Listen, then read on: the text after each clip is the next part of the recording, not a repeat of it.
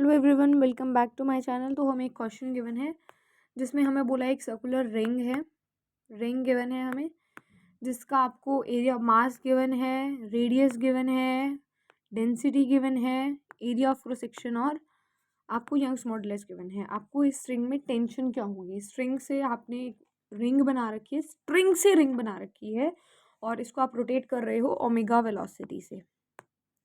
तो आपसे पूछा हुआ है इसमें टेंशन क्या होगी। तो इस क्वेश्चन को डिस्कस करना स्टार्ट करते हैं। तो आप इस क्वेश्चन में ये कह सकते हो कि टेंशन जो है उसके कंपोनेंट्स बनेंगे। टेंशन के कंपोनेंट्स अगर बनेंगे तो आप क्या करोगे, टेंशन और बाहर लगेगी कौन सी फोर्स, बाहर कौन सी फोर्स लगेगी, बाहर लगती है कौन सी, सेंट्रीफ्यूगल फोर्स लगेगी बाहर की तरफ। ओके, तो बाहर की तरफ जो है वो लग रहा है FCF। Do you all agree? मतलब यहाँ से इस तरीके से आप कह सकते हो बाहर की तरफ FCF लग रहा है, FCF। ओके, और अंदर की तरफ जो लगेगा वो लगेगा क्या, टेंशन लगेगा। आप क्या करो, इसको ज्वाइन करो। ये आपको पता है रेडियस है। आप इस एंगल को क्या सपोज कर सकते हो, आप इस एंगल को सपोज कर सकते हो क्या, सपोज कर लो इस एंगल को d θ/2, d θ।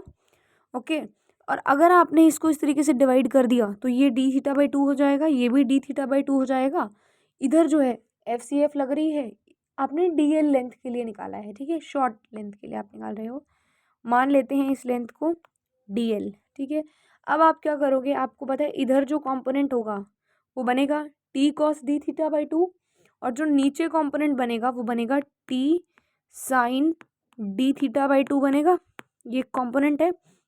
इधर भी सेम उस तरीके से कंपोनेंट बनेगा T sin और T cos, T का साइन कंपोनेंट और T का कॉस कंपोनेंट, ठीक है। डायग्राम में कुछ समझ नहीं आ रहा, फिर से बनाते हैं इस डायग्राम को एक और नए से। तो देखो क्या बोला जा रहा है आपसे,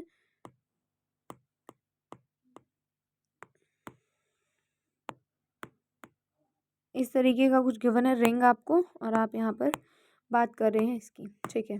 तो डिस्कस करते हैं फिर से। हमने अभी तक क्या देखा, हमने अभी तक ये देखा कि जो इस तरीके से हमने दो देखे हैं कंपोनेंट्स, इस तरीके से जाएंगे। ये जो एंगल होगा हमारा वो होगा, ये वाला एंगल जो होगा हमारा वो होगा d θ/2 का एंगल होगा हमारा। वेट, इसको इरेज करना है क्योंकि यहाँ पर टेंशन का कंपोनेंट आएगा, इसको यहाँ पर बनाना ठीक नहीं रहेगा। फिर से बनाते हैं इसको। तो स्ट्रेट लाइन खींचती है ना, तो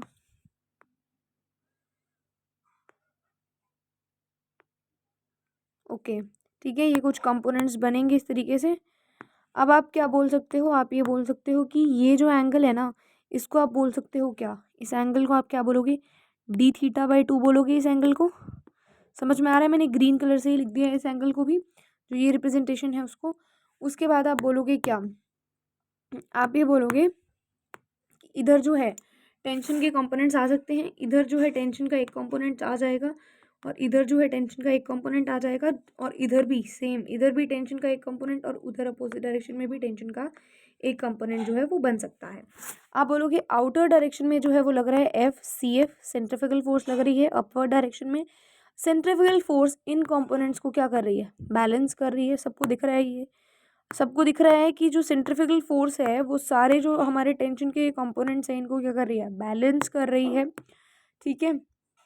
तो जो हमारी सेंट्रीफ्यूगल फोर्स है वो इनको बैलेंस करेगी और जो कंपोनेंट्स है साइड वाले कंपोनेंट्स वो क्या हो जाएंगे, कैंसिल आउट हो जाएंगे एक दूसरे से। कंपोनेंट्स को कैसे लिखना है, ये भी एक अच्छा क्वेश्चन जो है पूछ लिया जाता है। तो कंपोनेंट्स को कैसे लिखेंगे, बहुत बार इन्हीं चीज़ में कन्फ्यूज़न हो जाती है सभी बच्चों को। तो कंपोनेंट्स को कैसे लिखेंगे वो भी बहुत इजी कॉन्सेप्ट है। देखो ज़रा, अगर हम कंपोनेंट्स को लिखना चाहते हैं तो ये सर्कल है हमारा, इस सर्कल में आप देख सकते हो इधर और इधर जो कंपोनेंट्स हैं वो होगा T cos थीटा, TC लिख रही हूँ मैं T cos थीटा के लिए, और इधर भी TC लिखेंगे हम, जो कि आपस में क्या हो जाएंगे, कैंसिल आउट हो जाएंगे। इधर जो है हमारा एंगल आपको पता ही है d θ/2 है, एंगल d θ/2 एंगल है, क्योंकि ये पूरा d θ हमने लेट किया है तो आधा हो जाएगा, ठीक है। इधर जो है FCF है जो कि इसको बैलेंस करेगा। अगर आप इस डायग्राम को बहुत अच्छे से समझ पाए हैं तो ही आप इसको प्रोसीड कर सकते हैं क्वेश्चन को, अदरवाइज आप क्वेश्चन को जो है प्रोसीड नहीं कर पाएंगे। तो इसीलिए डायग्राम को समझाने में मैंने थोड़ा सा टाइम ज़्यादा लगाया है। तो चलिए अब आप देखते हैं कि हम कैसे करेंगे। तो आप सबको पता है, अभी हम लिखना स्टार्ट करते हैं। तो आप सबको डायग्राम में मैंने दिखाया ही है। तो आप क्या वो लिखोगे, अब यहाँ पर आप लिखोगे जो डी एफ है, डी एफ सी एफ लिखोगे आप स्मॉल फोर्स के लिए। आप लिखोगे उसको क्या, 2t sine D theta by 2, 2t sine D theta by 2। मैं दिखाती हूँ ये डायग्राम में कैसे लिखा हमने। So let's open the diagram. इस फिगर में सबको दिख रहा है, जो ये फिगर है हमारे पास, इसमें सबको दिख रहा था। इधर हमने कंपोनेंट्स बनाए थे इस तरीके से, इधर बनाए थे जो कि कैंसिल आउट हो गए थे। जो ऊपर वाले नीचे वाले कंपोनेंट्स रह गए थे, जो कि क्या थे, 2 कंपोनेंट्स थे। तो 2t sine D theta by 2, 2t किस लिए लिखा है, क्योंकि 2 कंपोनेंट थे टेंशन के किसी एक डीएल लेंथ पर। ठीक है, ये क्लियर हो गया सबको। अगर ये क्लियर हो गया है तो हम नेक्स्ट प्रोसीड कर लेते हैं अपना जो हम लिख रहे थे। ये लिख दिया आपने। फिर आप यहाँ से क्या करोगे, आप लिखोगे इसकी डी एफ डी एफ को आप sorry D F C F को आप क्या लिखोगे, M omega square R. M omega square R होता है, और आर क्या है, R D theta by 2 pi. समझ में आ रहा है सबको कैसे, F D F C F, D F C F को आप क्या लिख सकते हो, फोर्स है ये।